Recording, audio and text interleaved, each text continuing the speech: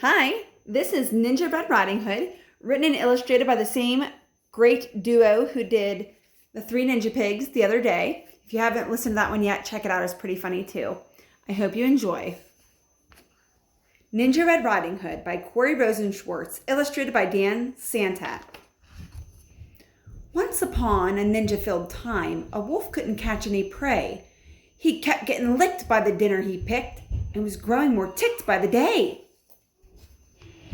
So the wolf kept getting beaten by all the prey that he was trying to eat. You could see the bunny and the turtle and the praying mantis beating him up. His belly was aching for bacon. "I'm wasting away," he complained. To huff and to puff was no longer enough. So he snuck into school to be trained. So he snuck into a dojo to be trained so he could defeat his prey. He's dressed up. You can see he in his little disguise there. He practiced his katas for hours and mastered the whirlwind and wheel. He jackknifed and flipped and at last felt equipped to once again catch a good meal.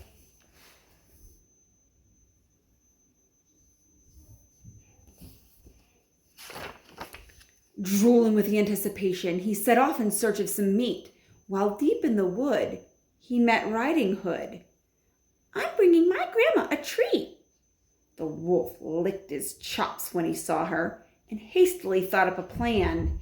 "There are blossoms that way. You can pick a bouquet to give to your dear little gran."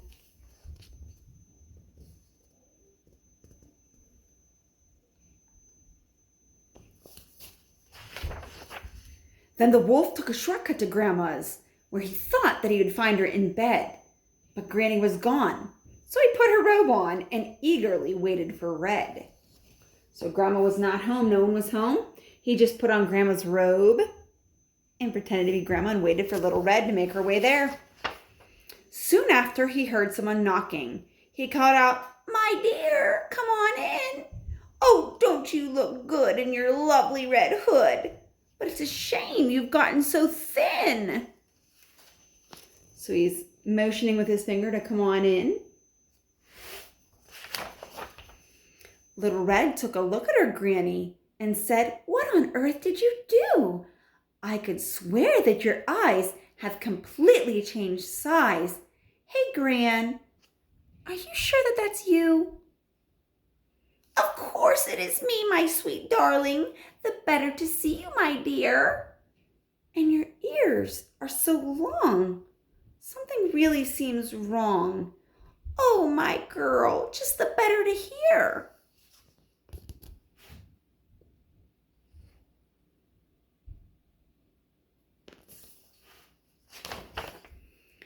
"And those biceps, my gosh, they look massive. And your triceps and delts are immense." "The better for hugging," her grandma said, shrugging. "Dear Red, that's just plain common sense." "And those teeth, they look so much sharper." "Why, yes, all the better to chew."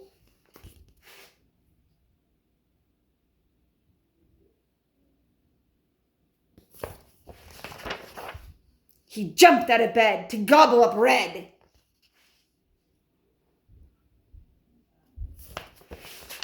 But, bam, she'd gone to ninja school too. He was not expecting that. She grappled and sideswiped and twisted and escaped from his clutches unscratched. She attempted a lock, but he managed to block. They appeared to be evenly matched. So they were both very good. They're evenly matched. No one's winning, no one's losing, but they're just destroying Grandma's house in the process. Just then, they both heard someone chopping. A woodsman, Red thought, but instead, it was Gran and her gi. She'd just come from Tai Chi. "Don't you dare harm a hair on her head."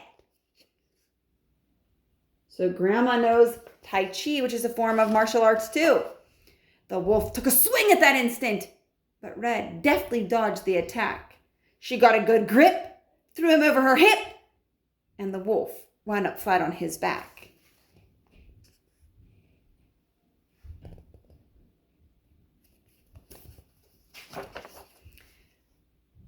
"I'll skedaddle," the wolf said in anguish as he struggled back up on his feet. "Just a second, you beast. You will not be released till you promise to give up red meat." Though his tummy still rumbled with hunger, the wolf faced his rival and vowed, "Ninja Red, you have won. My meat days are done." "Oh, Red-chan," said Gran, "I'm so proud."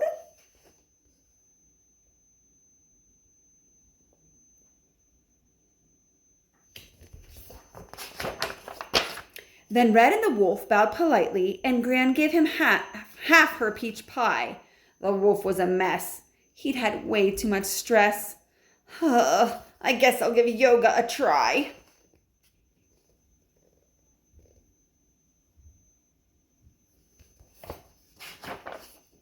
He enrolled at the downward dog center where his tension began to decrease. He studied with yogis, said no to meat hoagies, and felt at last truly at peace.